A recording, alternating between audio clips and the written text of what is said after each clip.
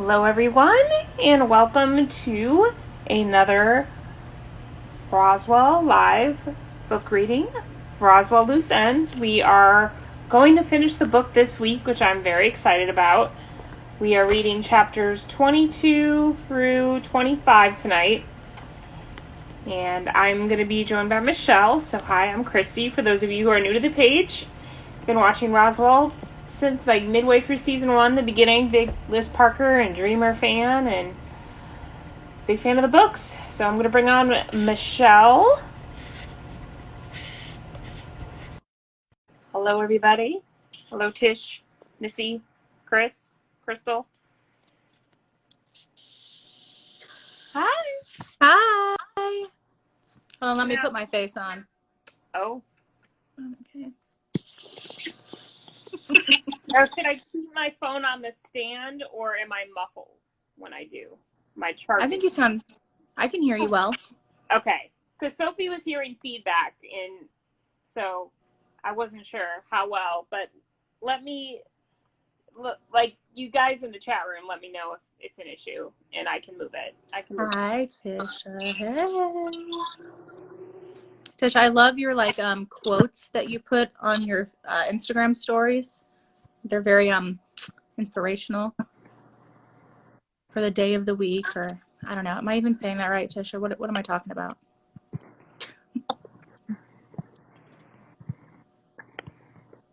Okay. Well, I am typing in the chat because we are reading in support of the American Foundation for Suicide Prevention, which is an organization that I'm very proud to say that I have had experience with. I did a community walk with them. I've raised money for them before, and they are there to save lives and bring hope to those affected by suicide through lots of different programs. And I just really believe in what they do. So, and if you donate on their website, I know you can donate in honor of someone who's passed because of suicide, and that's just something really cool. I know I raised like $300 once for my favorite actress, and I did it in honor of her dad who passed. So, Nice. Yeah. All right. Do you want to read chapter 22? Should I read chapter 22? What are you feeling? If you want to start, that's fine since I'm still typing. Okay, sounds good. And we're doing 22, 23, and 24? And yeah, 22, 23, 24. And I think we'll see if we have room for 25.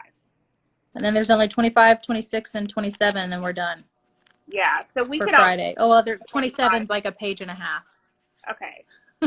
We might have to squeeze in 25 on Friday, but we'll see how fast we can get through the chapters today. Yeah, chapter 27 is like a page and a half. Okay. So it's super short. Okay, here we go. Okay. The cave was dark and gloomy, the only light coming from a narrow entrance about 20 feet away. Liz squatted on the dank stone floor, her hands tied behind her back with duct tape, while Joe Morton checked to make sure the tape was secure. Okay, that should hold you, he grunted, lurching to his feet behind her. He circled around so she could see the pistol tucked into his bulging waistband. Don't try anything, I'm watching you. They must have hiked a couple of miles into the hills before stumbling onto this primitive hideaway. Must be one of those unexplored caverns I read about in the guidebook, Liz guessed. It was even possible that they were back on the park grounds somewhere. Unfortunately, it didn't look like any tour guides would be coming along soon. In search of better light, Morton trudged up to just within the cave's secluded entrance. Muttering irritably to himself, he dialed a number on the cell phone that he had claimed from the glove compartment of the abandoned Chevy. Damn it, he grumbled, lifting the phone to his ear. He'd better be there. Liz wondered whom he was calling, but not for long. Ramirez, the surly gunman barked into the phone. This is Morton. What the hell were you thinking sending those 2 Air Force clowns to surprise me? Don't play dumb with me. They told me they worked with you and they have the goods to prove it. Yeah, more leftovers from the 47. Crazy stuff, too. An alien crash helmet and some kind of glow-in-the-dark antenna or something. What do you mean you've never heard of anything like this? I saw the merchandise with my own eyes. Liz realized he was talking about Isabel and Michael and the phony alien gizmos they had whipped up at the day's end. She looked over at the canvas backpack, currently resting against the notorious attaché case on the floor of the cave, only a few feet away. She assumed the bogus artifacts were still in the pack. Why else would Morton have to force her to carry it all this way? Not that this was likely to do her much good. Even if she managed to get her hands free, what could she do with a shower cap and a twisted wire hanger? It took several minutes, but Ramirez somehow managed to convince Morton that he had nothing to do with the uniformed strangers at the Denny's. Okay, maybe you're on the level, Morton admitted reluctantly. Something fishy's going on, though, and I don't like it. He scratched his ill-shaven jowls as he tried to figure out his next move. Okay, he said finally, spitting a mouthful of tobacco juice on the floor of the tavern. Here's what we're going to do. You're going to meet me here, and I'll give you the rest of your cash in exchange for a ride to the Mexican border. Listen up.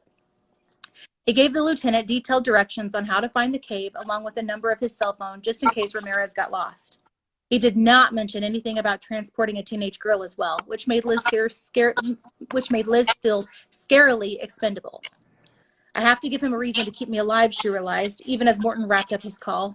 Make it fast, he warned Ramirez. No one's going to find me here, but the sooner I get the merchandise out of the country, the better it will be for both you and me. He hung up on Ramirez and stuck the phone in his back pocket. Okay, Red, he announced, leering at Liz from the top of the cavern's sloping floor. Now it's your turn. He marched towards her, rubbing his meaty palms together in anticipation until he was right in front of her, looking down at his hostage with cruel, bestial eyes. We've got a couple hours to kill, and I got plenty of questions that need answers.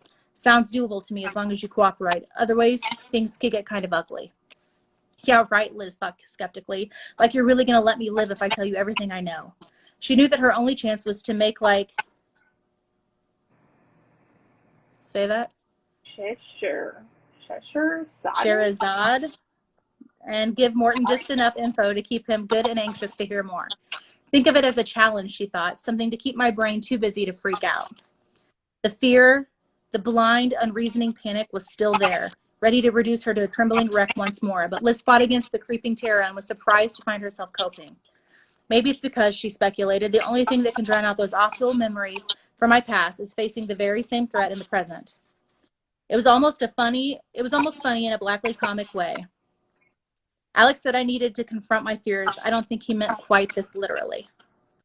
What do you want to know? She asked, her voice quavering a little. Even if she hadn't been squatting on the floor, Morton would have been much taller than she is. He towered over her like a fairy tale ogre or a giant. First off, who are you? Morton scrutinized her face, rubbing his chin. The hair is different, but I've seen you before. He bent over to brush some newly red tresses away from her face. Liz shuddered as his calloused knuckles momentarily brushed her cheek. Yeah, I got it now. You're the girl from the gift shop yesterday, the one I shot at Roswell a couple years back at that dopey sci-fi diner.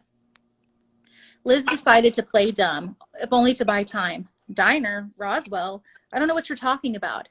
Isabel would know how to wrap this guy around her little finger, she thought mournfully, but all Liz could do was fake a vacant expression. Trust me, I've never been shot. No, Morton said, shaking his head. His rancid breath made her stomach turn. I remember you now. I shot you by accident while I was wrestling with that butt-headed idiot. The paper said you hadn't been hit, but I know I shot you. Without warning, he knelt down and tore open Liz's blouse, looking for the bullet wound. Instead, his eyes widened in astonishment as he discovered the silver handprint still shining brightly upon her belly. In the murky gloom of the cave, the mark's eerie glow was even more apparent. What in the world? The luminous handprint on top of everything he'd witnessed today actually seemed to frighten the brutal gunman. He sprang to his feet, jumping back from the glowing sigil as though it might be dangerously radioactive.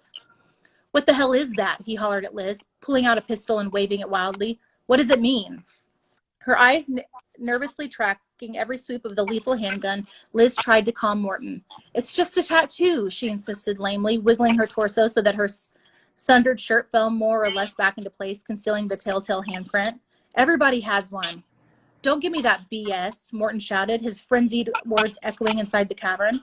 An insane gleam came into his eyes, and Liz sensed that the volatile, trigger-happy gunman was on the verge of losing his cool altogether. Not an encouraging development. What's going on here? He ranted, his cowboy boots stamping across the floor of the cave. What was the freaky light show your boyfriend put on back at the motel, and how did your friends pull that stunt with their cars? He paced back and forth across the cave, yelling like a lunatic. Those are your friends, right? The guy in my room, that pair at Denny's, the girl in my dreams.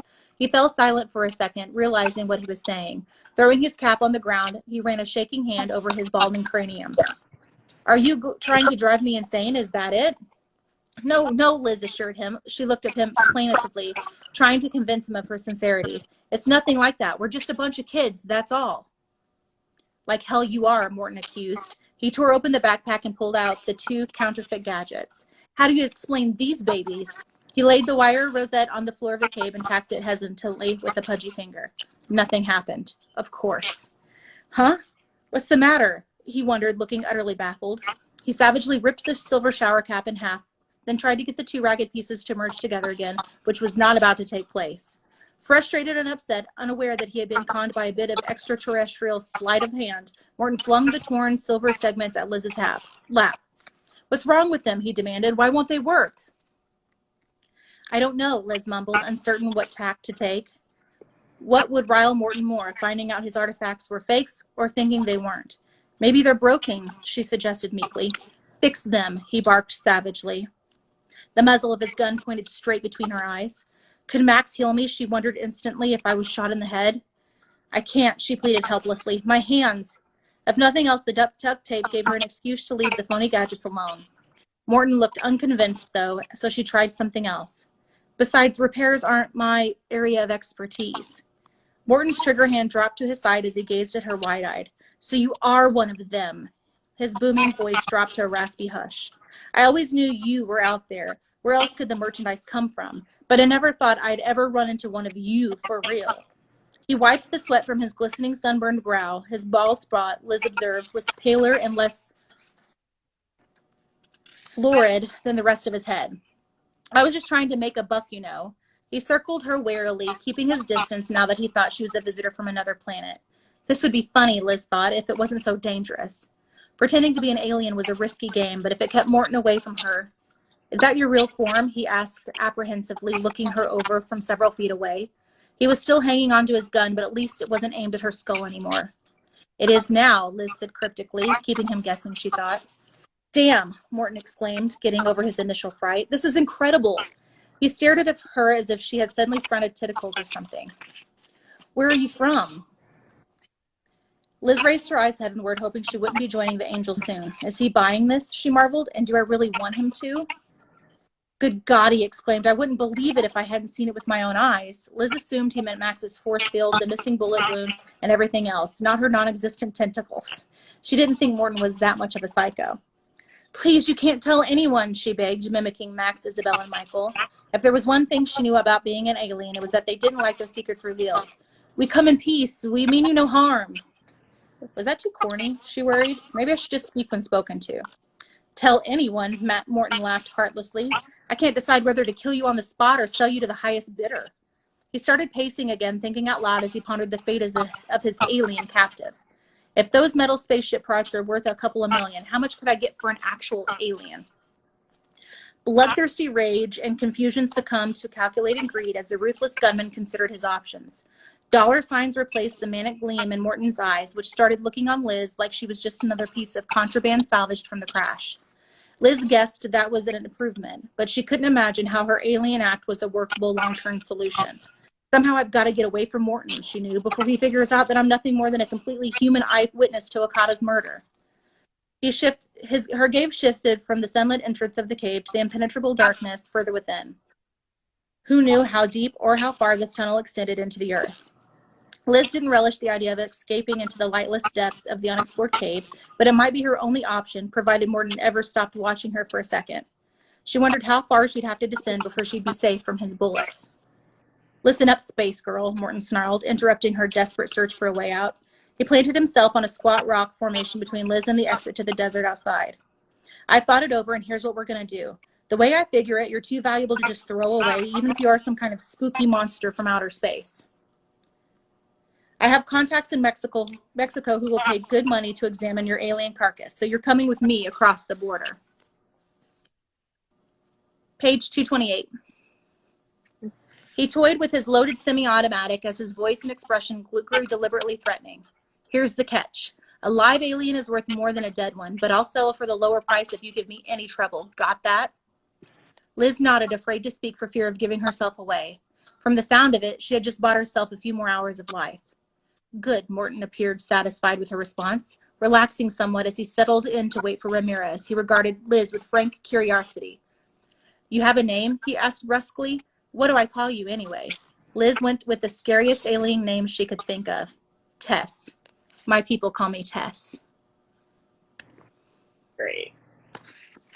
All right. We are on to chapter 23. We're going to try to roll through these as quickly as possible. We're on page 229, so I'll read this one. Yeah, Mom, we're having a little car trouble, so we might be getting home a bit later than planned. Max held the cell phone to his ear. No, nothing serious. Thanks for the offer, but you don't have to send Dad down to pick us up. Don't worry, we'll definitely be back in time for school tomorrow. I hope, Max thought. Until they found Liz, nothing else mattered, but he could hardly tell his foster parents that. They didn't know anything about his alien origins, let alone the dangers he and Isabel often faced because of those origins.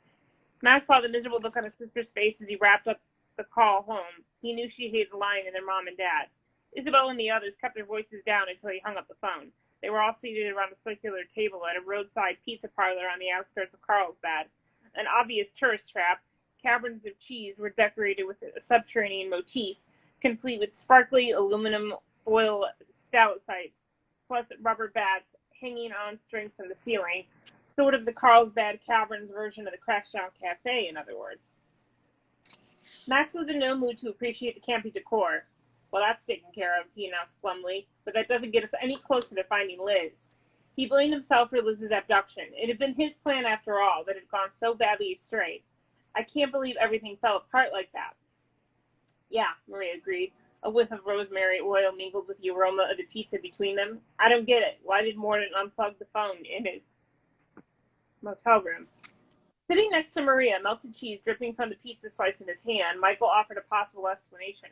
When I talked to Morton on the phone, he got all freaked out and paranoid about the line not being secure. Guess he's worried about wiretaps or something. He must have unplugged the phone to keep me from calling that number again. That makes too much sense, Max thought. Not that it really mattered anymore. Liz was still missing, and they had no idea where Morton had taken her, or if she was even alive. No, she can't be dead, he thought passionately. I'd feel it if she wasn't still out there somewhere. Alex wandered back to the table, cell phone in hand, having briefly stepped outside and make an important call in a slightly more private environment. Okay, I finally got hold of Valenti, he told his friends, lowering his voice so that it wouldn't carry to any of the other tables. There's an all-points bulletin out for the unnamed suspect who shot up the Denny's. The local police haven't caught up with him yet. The worst part is that they found Morton's Chevy abandoned on a back road near the northern end of the park. They also found the body of Morton's partner, who turns out to be a Dr. Wilson Okada of Las Cruces University, lying in a ditch next to the road. Maria gasped, shocked by the confirmation of Morton's murderous nature. Isabel looked noticeably less surprised, having already witnessed firsthand the gunman's brutal execution of his previous partner. The only silver lining is, Alex continued, they haven't found Liz's body. In fact, the cops aren't even aware yet that any girl has been abducted. I'm not sure if that last part's a good thing or not. He sat down at the table next to Isabel and helped himself to a slice of pizza. There's not much Valenti can do right now, but he's going to keep his ears open. He'll let us know if the local cops turn up anything new. Thanks, Max said sincerely, appreciating Alex's efforts, even if the news was less than encouraging. If the state patrol can't find Morton or Liz, what chance do we have? As if on cue, a bell rang as the front door swung open, and two uniformed police officers strolled into the pizza place. A hush fell over the table as the five teenagers looked at each other nervously. None of them was looking forward to being interrogated regarding the events of the Denny's in Motel 6. How did they find this? Max worried, trying to look relaxed and unconcerned by the cops' presence. Our cars and license plates look completely different. So did Michael and Isabel, whose fake Air Force uniforms had been transmuted back into ordinary street clothes during the chase through the desert. He forced himself to munch casually on a piece of pizza like any other hungry teenage boy, all the while watching the police officers out of the corner of his eye. At the same time, he took a rapid inventory of the parlor's available exits, just in case they needed to make a break for it. His free hand wrapped around the car keys in his pocket, making sure he could get to them right away. Despite all his hasty preparations, however, the two policemen simply marched up to the counter and ordered a couple of slices to go, paying no attention whatsoever to the tense teenagers. False alarm, Max realized, trying not to let his massive relief show. He saw the same realization dawning in the eyes of his partners in crime, but everyone around the table remained a bit on edge until the uniformed duo left caverns of cheese with their hot slices. Whew, Murray exclaimed, speaking for all of them. I don't know about the rest of you, but I was definitely feeling like America's most wanted there. Tell me about it, Alex agreed readily. I was already reviewing my Miranda rights with special emphasis on the right to remain silent. Michael and Isabel were markedly less vocal about whatever trepidations they might have just experienced, as was Max. Perhaps that's because, he speculated, we've lived like fugitives every day of our lives. His own sense of relief was short-lived, driven out by persistent fear and guilt regarding Liz. I should have killed Morton when I had the chance, he accused himself pitifully. His mind kept replaying that moment in room number 19 when he hesitated before striking out at Morton with his powers. I should have blasted him to ashes. Don't say that, Max, Michael said, giving his best friend and leader a worried look from across the table. That's not like you. That's not who you are. Anger flared inside Max, tempting him to lash out at his friend. If Michael hadn't planted all those doubts in my head, he thought bitterly, maybe I wouldn't have hesitated when it mattered most. He swallowed the surging resentment, though, refusing to blame Michael or anyone else for his own fatal error. It's all my fault, he insisted. If I had struck first, if there had been no second thoughts, Liz might be safe now. Maybe so, Michael conceded, but it's not that simple. He fixed his friend and leader with a probing look. What's worse, Maxwell, thinking twice before killing someone or doing it without thinking? Max didn't have a ready answer. Isabel broke the silence around the table. We still have one more lead, she reminded them, fishing around in her handbag until she retrieved a crumpled slip of paper.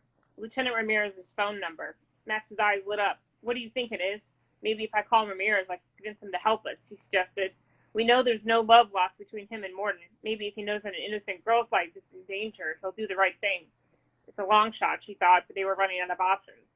The trick will not be telling Ramirez any more than he absolutely needs to know. Max nodded, considering Isabel's proposal from every angle. He looked more hopeful than he had before, something that made Isabel herself feel more confident. It could work, he decided. Judging from what Michael and I saw in Slaughter Canyon, we know that he's an unwilling partner in this whole enterprise. Morton is blackmailing him. He handed the cell phone to his sister. Let's hope that no matter what Morton has on him, Ramirez draws the line of kidnapping.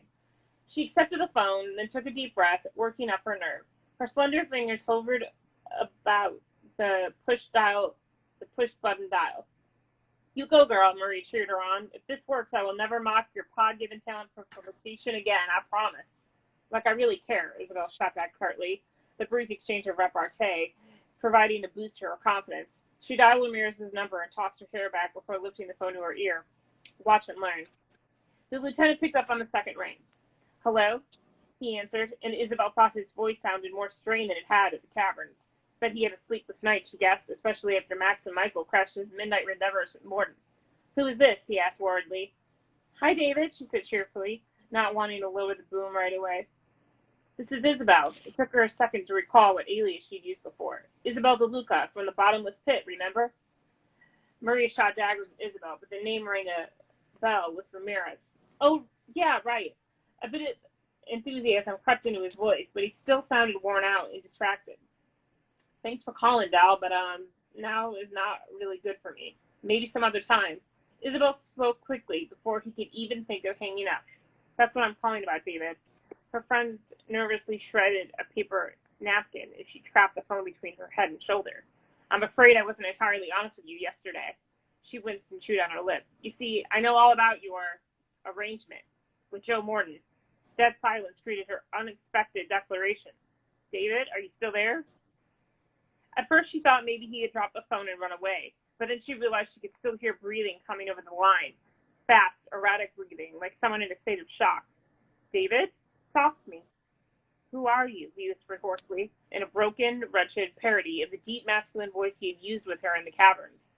He didn't sound like the same person anymore. Instead of a cocky Air Force test pilot confident in his appeal, Ramirez now sounded like a man whose nerves had been stretched to the breaking point, if not beyond. For God's sake, who are you really? Isabel felt like the straw that broke a once proud soldier's back. That's not important now, she told him bluntly. She would have time enough to feel bad for Ramirez later. What you need to know is that Morton has kidnapped a friend of mine, an innocent young woman, and we believe that her life is in danger. A woman? Ramirez couldn't believe his ears. What are you talking about? I spoke with Morton 5 minutes ago, and he didn't say anything about a woman. Isabel's breath caught in her throat. Ramirez was in touch with Morton and maybe even knew the gun where the gunman was right now. Listen to me, David, she said urgently. You have to believe me. Morton abducted our friend at gunpoint only a few hours ago. If you know where he is, you have to tell us. But the distraught lieutenant sounded more obsessed with his own swiftly unraveling future than with Liz's safety. I don't understand, he pleaded. Who are you? How do you know all this? Who told you? His voice went from a whisper to a tortured wail. Are you FBI? CIA? Majestic? He grew more panicked by the moment until she could practically see the blood draining from his face. Oh, good Lord, you're with the special unit. Hardly, Isabel thought. I'm not out to get you, David. That's not what this is about. We just want to save our friend. We? Ramirez echoed. Who is we? He started shouting into the phone, so loudly that Isabel had to pull the receiver farther away from her ear. Leave me alone, why don't you? For God's sake, leave me alone. He hung up abruptly. David? Isabel asked, but he was already gone. She read out hastily, only to listen to the phone ringing repeatedly, going unanswered. Don't do this, David, she thought despairingly. Talk to me. But the futile ringing went on and on. Isabel finally gave up and put the phone down. It's no good, she informed the others, all of whom had been hanging on for sight of the dialogue with Ramirez. I think he knows where Morton is, but he won't pick up the phone anymore. She looked at Max apologetically. I think I scared him off. You did your best, Max assured her. He's trafficking in top-secret materials, remember? At this point, the slightest hint of exposure probably causes him to wig out. He regarded Isabel thoughtfully, and she recognized the pensive expression on her brother's face. He was thinking strategically like a general, or a king. There may be another way, he stated after a few minutes. Isabel, I know this is asking a lot of you, but do you think maybe you can contact the lieutenant more directly, mind to mind? I don't know, Max, she said, shaking her head dubiously. She wanted to help, but you know that I usually can't enter anyone's thoughts unless they're sleeping, and Ramirez didn't sound like he was planning to take a nap anytime soon. In fact, he sounded more like he hasn't been sleeping much at all. And who can blame him, she thought.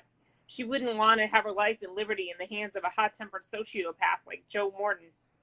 Should I have told Ramirez about Okada's murder, she wondered, or would that have just panicked him more? I understand, Max said, entreating her with his eyes. Even if she didn't entirely approve of their risky relationship, Isabel knew how much Liz Parker meant to him. I'm not asking for any guarantees. I realize the odds are against this working, but please, for Liz's sake, try. Feeling the weight of her brother's hopes and fears settling heavily upon her unsteady shoulders, Isabel picked up the scrap of paper bearing the lieutenant's phone number. Generally, she preferred to have an actual photo to focus upon. Perhaps she could use this improvised calling card, personally transcribed by Ramirez to her as a stepping stone to his unconscious mind. No promises, she reminded everyone, as she held the scribbled phone number before her eyes. Paging David Ramirez, she thought, ready or not, here I come.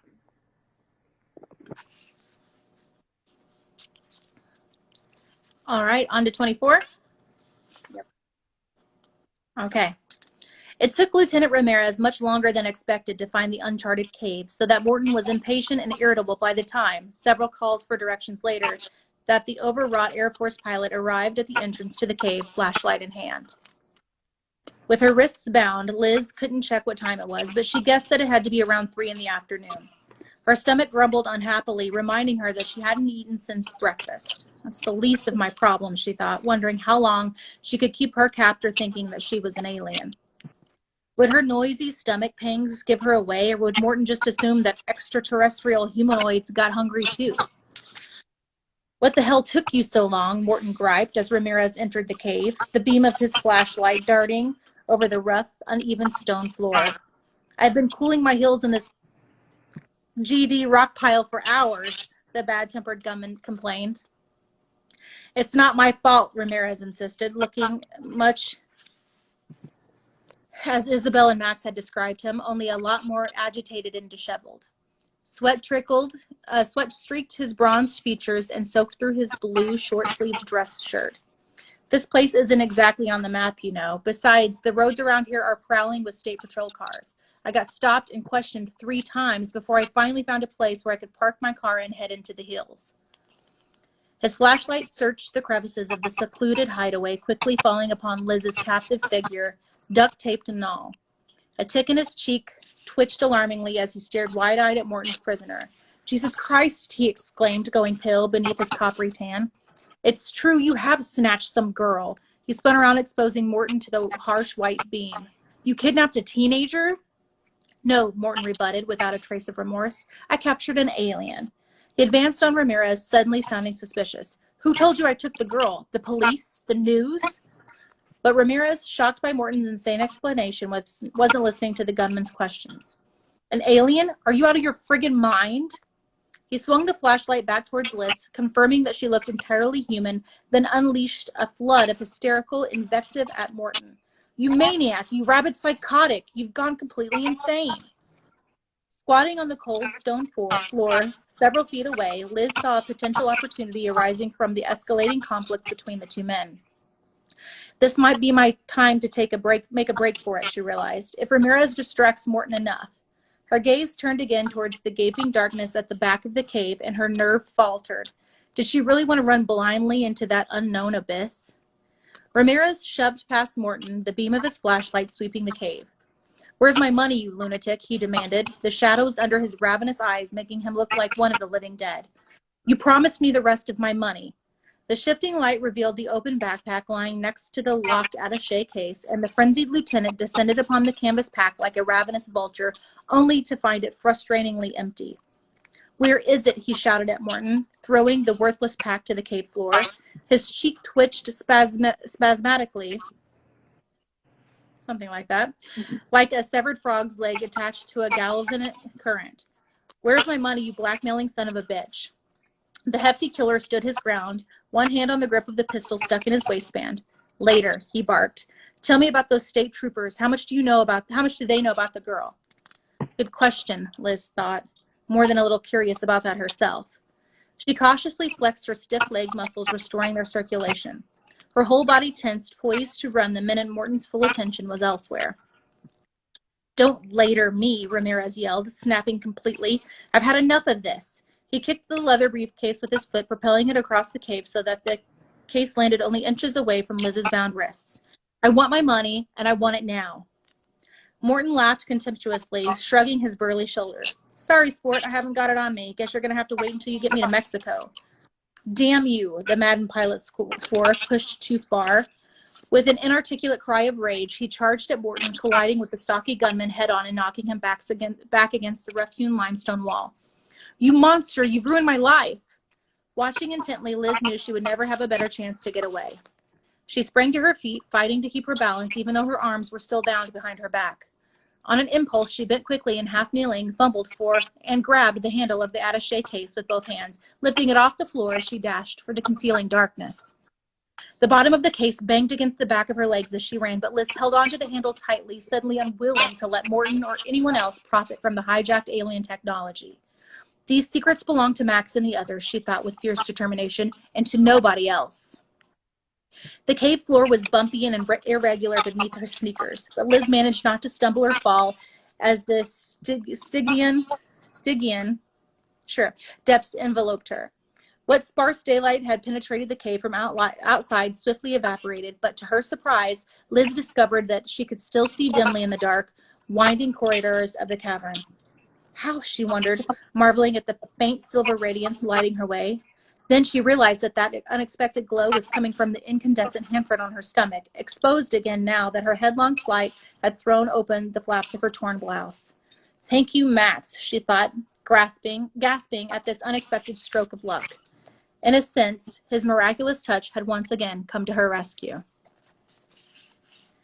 A shot rang out behind her, making her jump. She heard a cry of pain, then something metallic, the flashlight, clattering onto the limestone floor, followed by the sound of a body hitting the ground.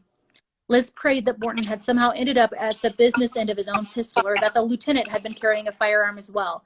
But those hopes were dashed when a familiar bellicose voice registered her disappearance.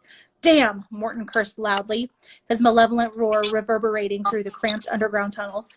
Come back here, you alien witch, he roared. Come back right now, or you're as good as dead. No way, Liz thought. She'd rather take her chances with whatever pitfalls lay ahead, even if that meant getting hopelessly lost hundreds of feet beneath the surface. Just like Becky Thatcher in the adventures of Tom Sawyer, she thought, shuddering. Except that Joe Morton was more real or better armed than Joe ever was. Hearing loud, stampeding footsteps behind her, she plunged deeper into the lower reaches of the cavern, her eyes probing the darksome gloom, even as she rushed down a sloping corridor, trusting in luck, fate, and the preternatural light of the silver handprint to keep her from running into a jagged rock formation or tumbling into a bottomless chasm. You can't get away from me, you freak, Morton shouted, sounding far too close behind her. You're dead, you hear me? I'll shoot you.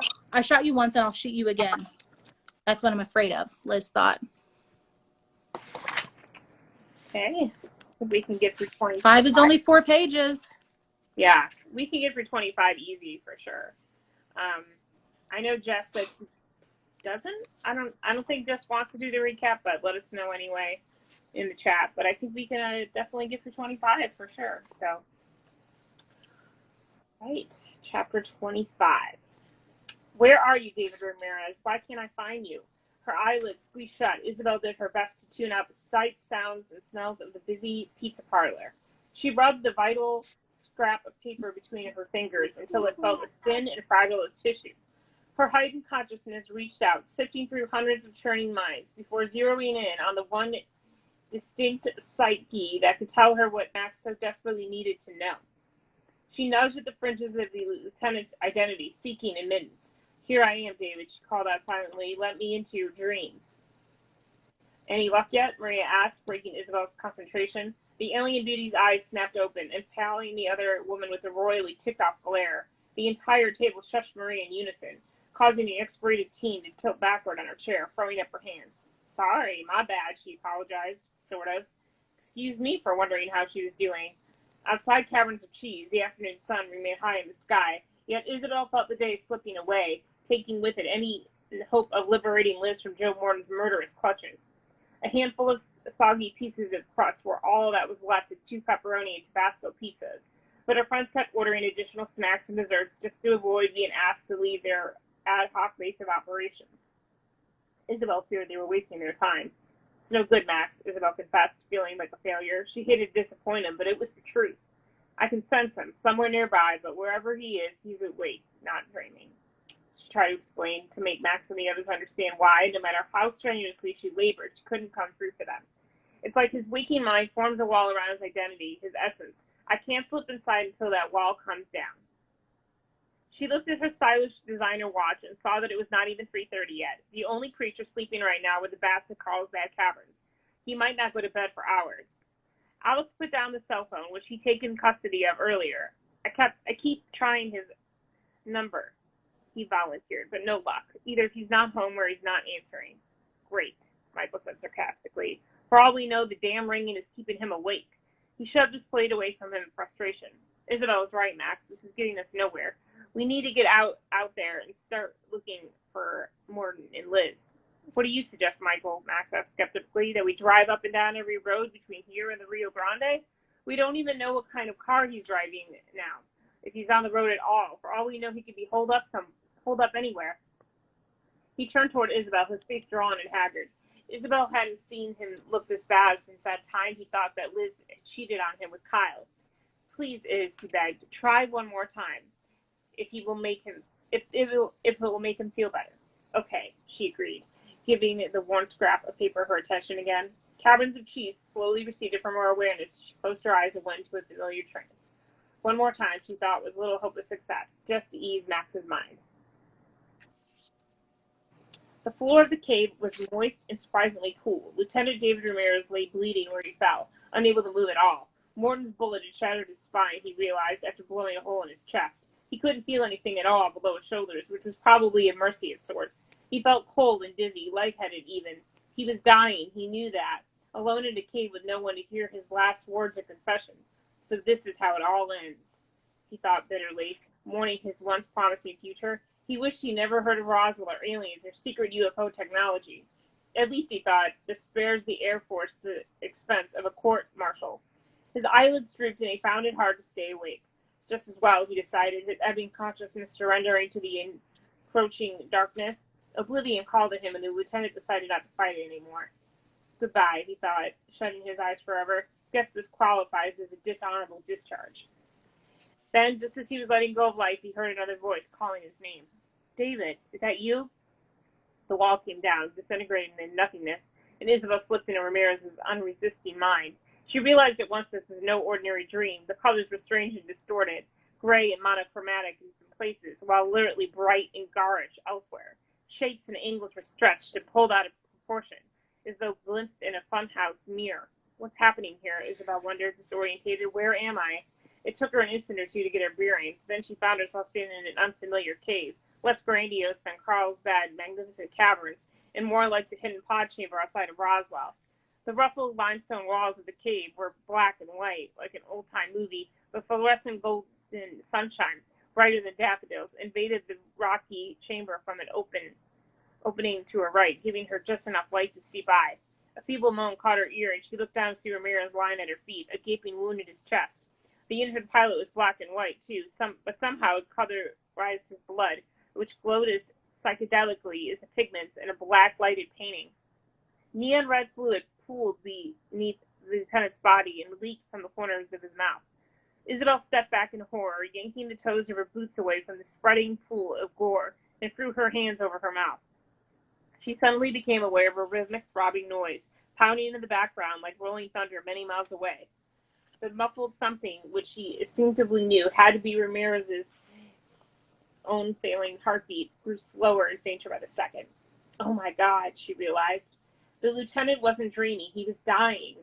Morton must have shot Ramirez, just like he killed Okada and the biker in the alley. But where was Liz? Isabel looked about rapidly, but saw no sign of the kidnapped girl, only Alex's backpack lying crumpled on the stone floor. Where had Morton taken Liz after shooting the lieutenant? Perhaps only Ramirez knew. I have to hurry, she thought, and that was for Liz's sake. She'd wondered sometimes about what would happen to her if she stumbled into someone's mind at the very moment of their death. Now she seemed dangerously close to finding out. And even more terrifying, she knew she would have to go even deeper into the dying man's consciousness to learn everything he knew of this place and of Liz's fate. What if I stay too long? She worried, dread eating away at her resolve. What if he takes me with him wherever he's going? David, she whispered, then tried again, more loudly. David! The dying pilot's eyes flickered momentarily, but that was all. All around her, the fading pulse ticked away towards its inevitable cessation. Cessation? I don't know. Cessation. Secession? Cessation? Cessation.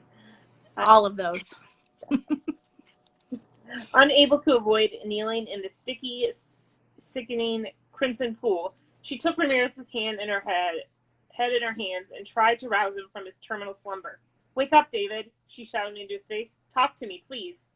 At first there was no response, and Isabel feared she was too late. Out of the corner of her eye, she saw ebony shadows creeping in on them from every corner of the cave, threatening to extinguish Ramirez's last spark of life.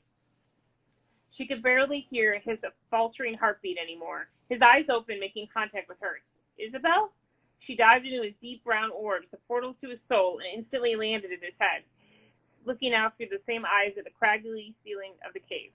Darkness closed imperiously, obscuring his or her view, but Isabel found what she was looking for in the churning recesses of his memory. Yes, she thought ecstatically, swimming back towards the rapidly shrinking light. Time to go. Part of her regretted leaving Ramirez to face the ultimate blackness alone, but then she remembered how on the phone the black metal lieutenants had worried only about his security, not Liz's. She decided not to lose too much sleep over Ramirez's tragic end, despite the intimate bond they had just shared. Goodbye, David, she whispered, using his own quivering lips, then woke herself up. Max was there right where she left him, watching her with eyes so naked in their agonized hope that she had to look away. The rest of her friends were there as well, seated around the empty pizza trays. Alex took her hand and offered her a sip of water. How did it go? He asked gently. She appreciated the tender treatment, but declined the water, unwilling to let her tormented brother suffer in suspense an instant longer. I did it, she told them, those salvaged memories and impressions still fresh in her mind. I know where they are. Mm-hmm. Gonna finish the book. I see there is a... Jess, are you sure you're not going to pop in here for a recap? Because there's so much to talk about, and I feel like everybody would want to see you. Yeah, who wants to see Jess? I wonder if Isabel was in someone's dream. Ooh, that'd be very interesting to think about. Deborah was like, I wonder if Isabel was in somebody's dream when they died, if she would die.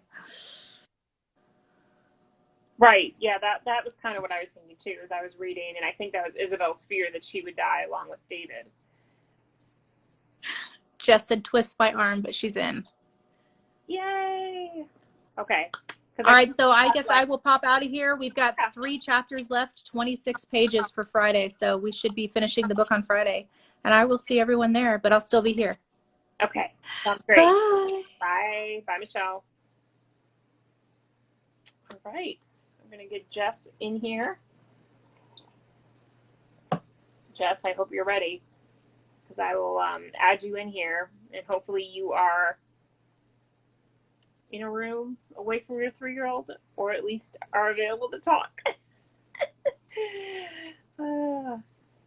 Yes, so we are going to finish the book on Friday. So we're very close to being done. I think since we only have 10 minutes left in the live, we're going to try to do your recap, unless you think I should save now.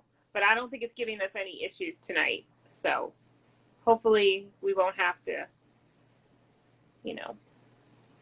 do anything. I don't know. You think I should save? I don't know. Let me see. Getting Jess in here. I think we're fine. We got 10 minutes left in the live. Hey! I'm in the living room, so hopefully he'll be quiet. He's in his room. Dad's not home. It's just us, so we'll see how this works out. Okay. All right, so first thing that bugged me, did you see where it said when Max thought that Kyle was sleeping with Liz? They wrote, you just read that, right? What? We did? Yes. In the last chapter or the Yes. one before that? The one before that, it said that time that Max thought that Liz was cheating on him with Kyle. Excuse me, it's too early for that. I know it's underneath. I know that we are after end of the world, but it doesn't make sense. It doesn't make sense. The way they're acting. They're not together after end of the world. So, I don't know why he would say that. Unless it's the time remember when he talked to her at the diner that one night, and he's like, oh, well, Isabel saw you with Kyle. And she's like, first of all, that's not anything that's going on. Unless it was referring to that. You find it nuts. Oh, problem child book drives me nuts. Yeah. Well, your problem child book quarantine, I looked that up. It's going for at least $100. And I'm like, why? Yeah, that one is expensive too. I had to try to find it cheap too. Hold on, I gotta yell. Hey! Okay, sorry. I'm trying to find that Kyle line because I don't think I was paying attention when Michelle was reading it. I can probably. Do you remember what it was? No. I'm trying to do it with one hand.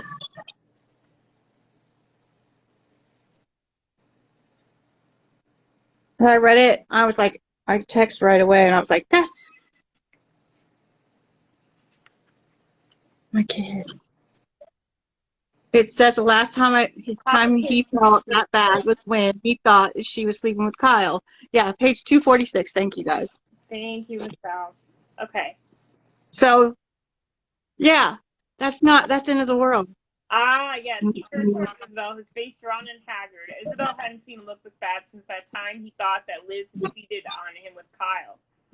Okay, so this is what I did read. So this is why. It didn't click on me.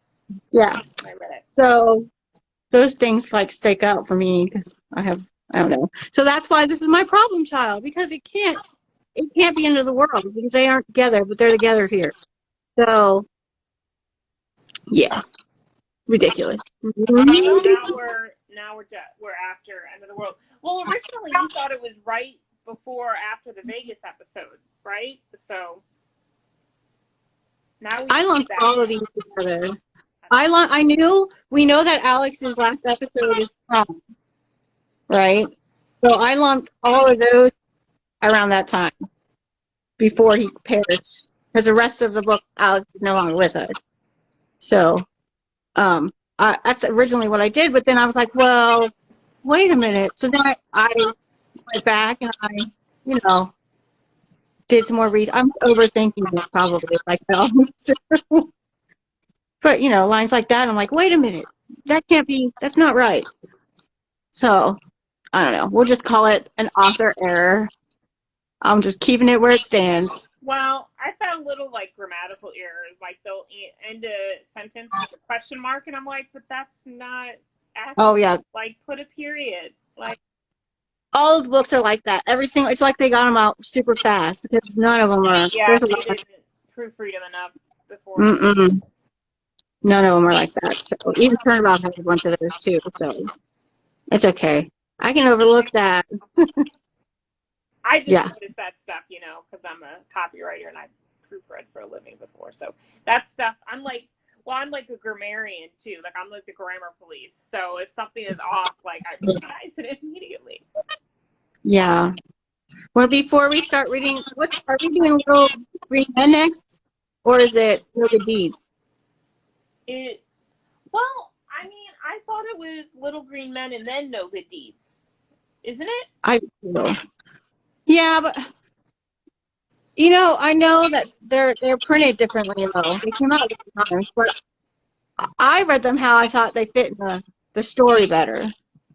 So it's maybe not in the order that they were released. It's maybe It's in my order. We're gonna have to figure that out before next week. Well, I would go with Little Green Men because that's a Crystal episode. All right, Little Green Men was released April 2nd, 2002. No Good. And then No Good Deeds. Released. But you gotta watch the Christmas episode for that to make sense. So, well, where's my list? No Good Deeds was August 28th, so that was released 3rd.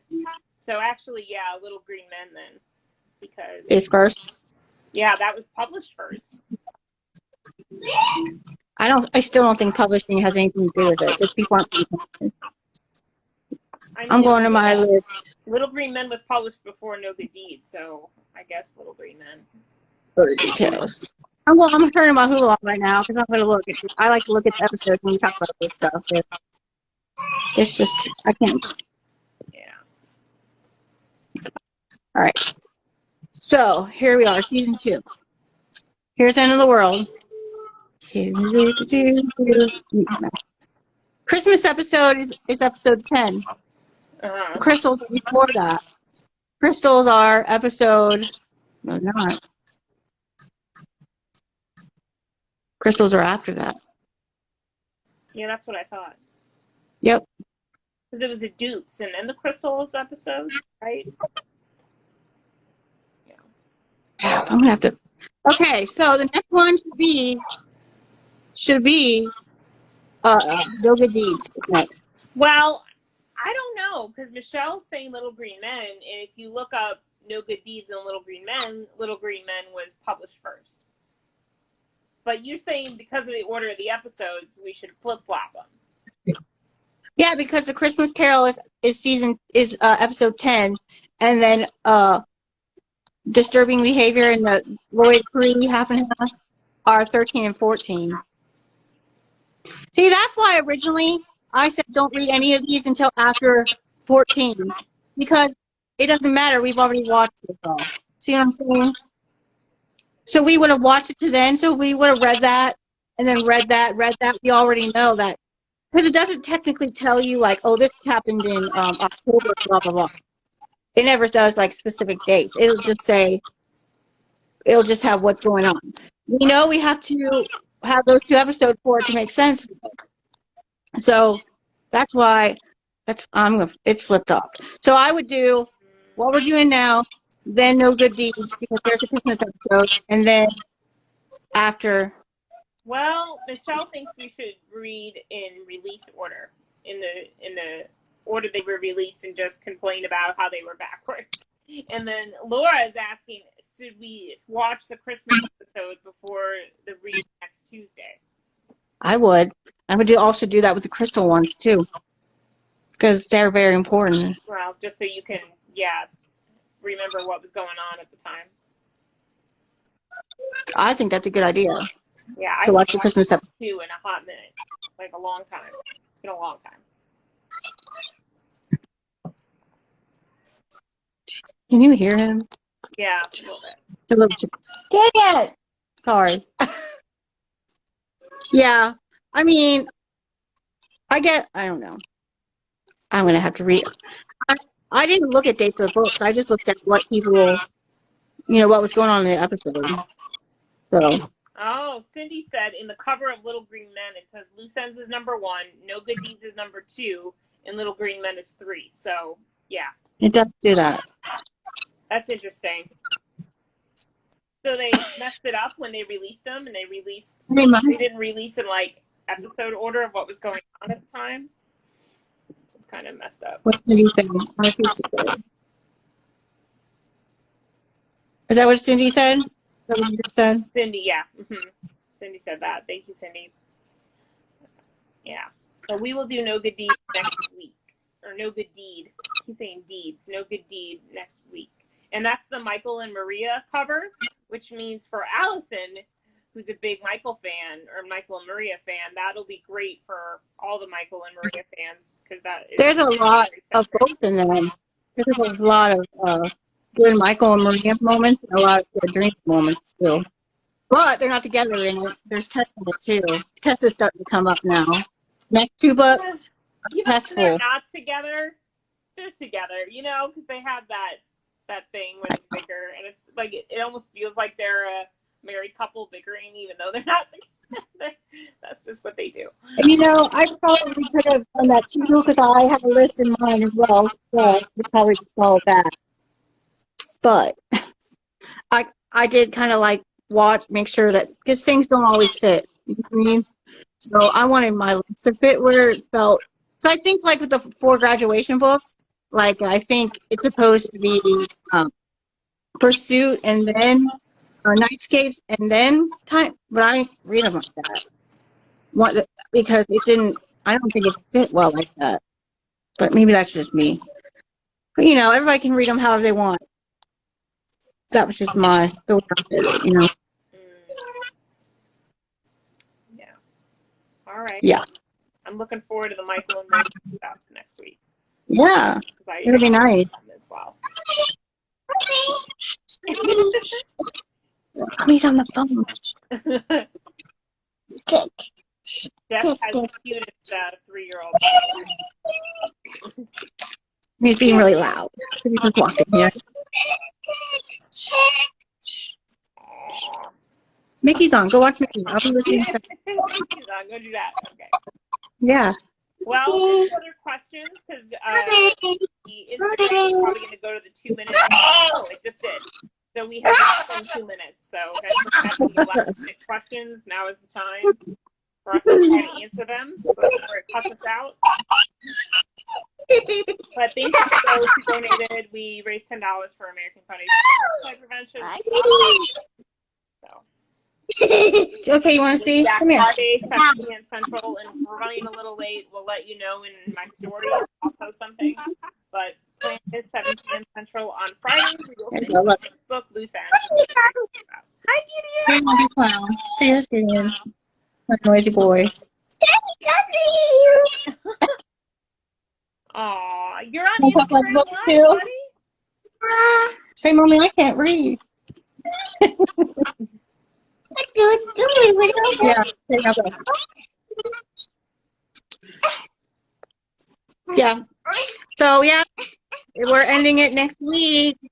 The end of this book is next week. Or, well, not next week. I mean, Friday. So we're ending this. No Good Deeds. Okay. Very exciting.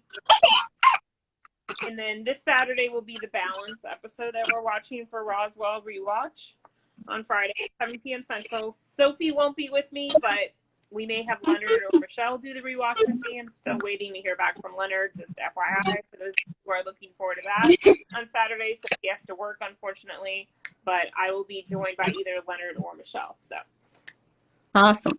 Yeah. Awesome. All right. Great times. Everyone loves loves Gideon. Got some Yeah, really you're like a show stealer, aren't you? Look at that smile. Look at that. I will. I'll release one we're reading next week. So bye, everybody.